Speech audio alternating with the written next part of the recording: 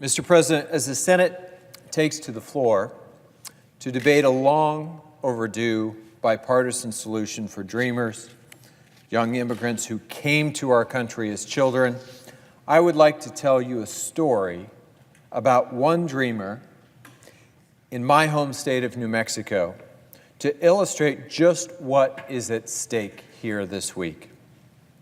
Immigrants have long helped to write the economic and the social and the cultural story of my home state of New Mexico, and for that matter, our entire nation. We are, after all, a nation of immigrants. And over the last centuries, our nation's foundation and the enduring American spirit were built by the hard work and the dreams of so many striving young immigrants. When President Trump made the outrageous decision last fall to end the Deferred Action for Childhood Arrivals, or DACA program, he threw hundreds of thousands of dreamers deep into fear and uncertainty. 2 weeks ago, I was proud to welcome Ivan Orozco Acosta, one of the estimated 7,000 dreamers from New Mexico, as my guest at the State of the Union address. Ivan's family immigrated to the United States when she was 12 years old. She learned English through middle school and graduated high school in Estancia, New Mexico. It was during these challenging years of learning that Ivan was encouraged by her teachers to grow and to learn. Ivan knows the power that educators hold to create positive change in the students' perspective of themselves. Ivan attended the University of New Mexico, where she earned her BA in secondary education with a concentration in Spanish. It is estimated that somewhere between 500 and 1,000 students at the University of New Mexico right now are dreamers like Ivan. These are some of our brightest students. They are our future leaders. And since she graduated from UNM 4 years ago, Ivan has been teaching Spanish at the Public Academy for Performing Arts, a charter school in Albuquerque, New Mexico. Ivan told me about what DACA has meant for her. DACA allowed her to get a work permit to follow her passion for education. It made it possible for her to buy a home and her first car. It has also given her an opportunity to impact the lives of her students each day and to contribute to our state's economy as a teacher and as a taxpayer. DACA gave Ivan, in her words, quote, a sliver of hope. Hope that she will finally be able to have a permanent home and a place in the only country that she knows how to call home. Because of her excellent teaching in the classroom and her incredible passion for her students, Ivan was just selected as the 2018 New Mexico Teacher of the Year by the New Mexico Public Education Department. That's right, Ivan has been recognized as the Teacher of the Year for our entire state. Ivan's commitment to education and to giving back to her community is truly inspiring, and it reminds us just how much is at stake for New Mexico and our country in this debate. Our state already struggles to keep schools filled with teachers and has one of the highest teacher turnover rates in the nation.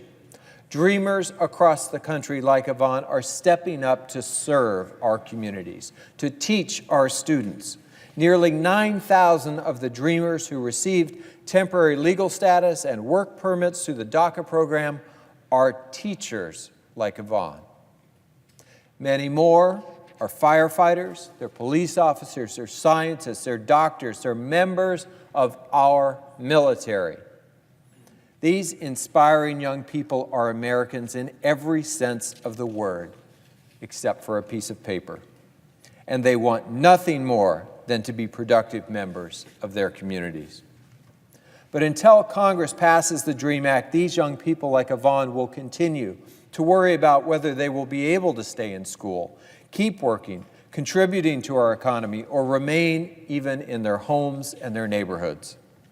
So I have to ask, why would we even consider threatening to deport the teacher of the year from my state? I simply cannot accept that as living up to all that our nation stands for.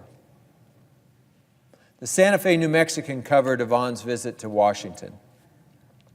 The New Mexican's editorial board said, quote, "It is no exaggeration to state that as the immigration debate goes, so does her future," end quote.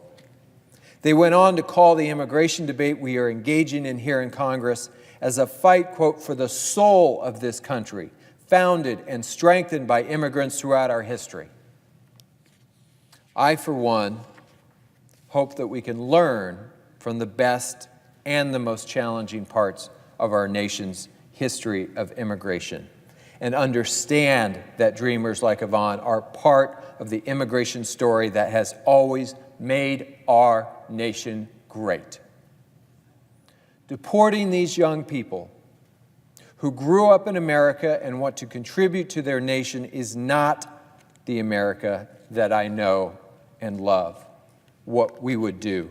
Dreamers deserve common sense, compassionate, and responsible policy.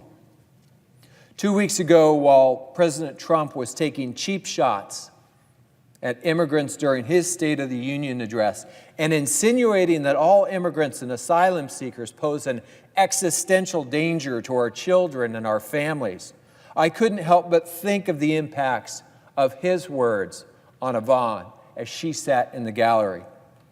There are hundreds of thousands of dreamers like her. They are truly bright spots and rising stars in our communities, in our country. And the time has come for us to stop playing politics with their lives. Let's stop stirring up fear and division when we should be working to find a real path forward. This week, I believe we have a path forward here in the Senate, in this debate, and we must pass a bipartisan immigration bill that includes the DREAM Act in the Senate and in the House. I will do everything I can to pass a solution for dreamers, to create rational border security policies, and make the investments that our border region and its communities actually need. And I will stand with New Mexicans against President Trump's fear-based and un-American views, frankly, on immigration and his offensive and wasteful border wall that have no place in this debate. I hope that each of us in this body recognizes our moral responsibility and our obligation to live up to our nation's ideals and its values. We must act with a sense of urgency to find a way forward for these dreamers. Every day that passes without us passing the DREAM Act is another day of desperation and limbo for young people like Yvonne who only know America as their home. Now is the time to give these young Americans a permanent place and an earned path to citizenship in our nation. And I will do everything I can every step of the way to make that happen.